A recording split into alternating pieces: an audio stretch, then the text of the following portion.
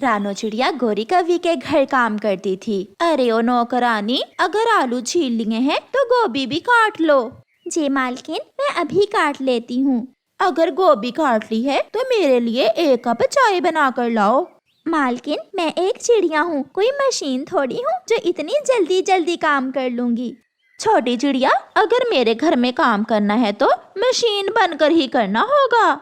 ठीक है मालकिन, मैं अभी आपके लिए चाय बना कर लाती हूँ। जब मम्मा चिड़िया शाम को घर जाती तो थकी हुई होती।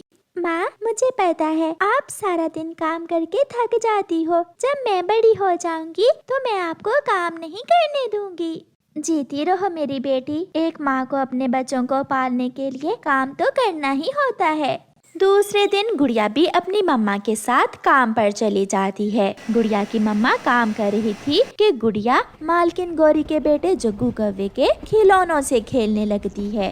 चीक चीक चीक, ये ट्रेन कितनी सुंदर आवाज निकालती है। पीछे से जग्गू आ जाता है। मम्मा मम्मा, इस नौकरानी की बेटी ने मेरे खिलौनों को हाथ लगाया है। मम्मा जल्दी आए। जग्गू की मम्मा गोरी कौवी भी वहाँ आ जाती है। अरे अरे बेशरम छोटी चिड़िया, तेरी हिम्मत कैसे हुई मेरे बेटे के खिलौनों को अपने गंदे पंख लगाने की।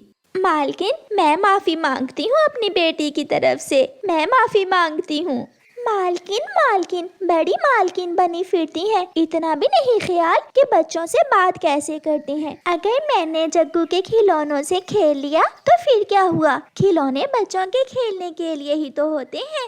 इसकी जुबान तो देखो। गुड़िया चुप कर जाओ बेटी, जाओ अभी के अभी इसे घर छोड़ कर आओ। फिर मम्मा चिड़िया गुड़िया को साथ लेकर घर चली जाती है। क्या जरूरत थी जग्गू के खिलौनों को हाथ लगाने की तुम्हें? माँ, मुझे क्या पता था कि वो कौवे इतने बुरे हैं। न जाने आप हर रोज वहाँ काम कैसे करती हैं। बेटी, मजबूरी में सब करना पड़ता है। फिर जब दूसरे दिन मम्मा चिड़िया काम पर जाती है तो जग्गू कौवा जानबूझकर सफाई किए हुए फर्श पर छिलके फेंक देता है। जग्गू बेटा, ऐसा ना करें, अभी अभी तो मैंने यहाँ से सफाई की है। करूँगा, मैं तुम्हारी बेटी का बदला तुमसे लूँगा। उसने कल मेरी बेइज्जती की थी। फिर जग्गू कौवा रसोई में जाकर एक कांच की प्लेट तोड़ देता है और शोर मचाता है। मम्मा मम्मा, चिड़िया नौकरानी ने प्लेट तोड़ दी है। जग्गू की मम्मा भागी भागी वहाँ आती है। मनहूस मनहूस चिड़िया, इतना काम नहीं करती हो जितना नुकसान कर देती हो मेरा। मालकिन, ये प्लेट जग्गू बेटे ने तोड़ी है। जग्गू झूठ बोल रहा है। मेरा बेटा क्यों झूठ बोलेगा? चल भाग यहाँ से। चल चल भाग नौकरानी चिड़िया। चिड़िया रोती हुई अपने घर चली जाती है। मम्मा, आज आप क्यों रो रही हैं? क्या हुआ है? आज मुझे उस जग्गू के बच्चे ने बहुत तंग किया है। ये सब तुम्हारी वजह से हुआ है। ना तुम कल उससे लड़ाई करती और ना वो मुझे तंग करता। मम्मा, वो कौवे अमीर होने के साथ साथ बहुत बुरे भी हैं। मेरी माने तो आप किसी और पक्षी के यहाँ काम कर लें। हाँ बेटी, अब मैं भी वहाँ काम नहीं कर सकती। फिर चिड़िया दूसरे दिन काम की खोज में जा रही थी कि रास्ते में उसे एक पक्षी पापड़ बेचते हुए दिखता है। पापड़ पापड़, करारे करारे मसाले वाले पापड़। उसे देखकर चिड़िया को एक विचार आता है। चिड़िया जल्दी से घर जाती है और घर जाकर पापड़ कढ़ाई में फ्राई करती है। मम्मा, ये इतने सारे पापड़ हम क्या करेंगे? बेटी, मैं और आप आज से ये पापड़ जंगल में पक्षियों को बेचा करेंगे। अब मैं दूसरों के घरों में काम नहीं करूँगी। ये आपने बहुत अच्छा फैसला किया है और मैं इस काम में आपकी मदद किया करूँगी। फिर वो माँ बेटी जंगल में पापड़ बेचने निकल जाती हैं। पापड़ पापड़, मसाले वाले पापड़ लो। जल्दी ही उनके पापड़ बिक जाते हैं। चिड़िया, तेरे पापड़ खाकर तो बचपन की याद ताजा हो गई। ये पापड़ सच में बहुत स्वादिष्ट हैं। फिर ऐसे चिड़िया हर रोज काम पर जाने लगी और आहिस्ता आहिस्ता चिड़िया का काम बढ़ने लगा और उसने एक कबूतर को भी अपने साथ पापड़ बेचने के लिए रख लिया। कुछ ही महीनों में चिड़िया अपना नया घर भी बना लेती है और अपनी बेटी को एक हवाई मोटर भी लेकर देती है। जग्गू जग्गू हाय, देखो देखो, मेरी हवाई मोटर तुम्हारी खिलौना गाड़ी से बड़ी भी है और सुंदर भी। काश वो हवाई मोटर मेरे पास होती। ऐसे वो माँ बेटी अच्छे दिन गुजारने लगती हैं और उनकी मेहनत काम आती है। प्यारे दोस्तों, इस कहानी को लाइक, अपने दोस्तों के साथ शेयर और चैनल को सब्सक्राइब करना बिल्कुल मत भूलना। आपका धन्यवाद। टूनी चिड़िया की शादी बड़ी ही धूमधाम से हुई थी। टूनी के घर में उसे जिंदगी की सारी खुशियाँ मिलती थीं। अचानक एक दिन टूनी को खबर मिलती है कि उसके पति की एक दुर्घटना में मौत हो चुकी है। बहू, किसका फोन है? अरे कुछ तो बोलो बहू।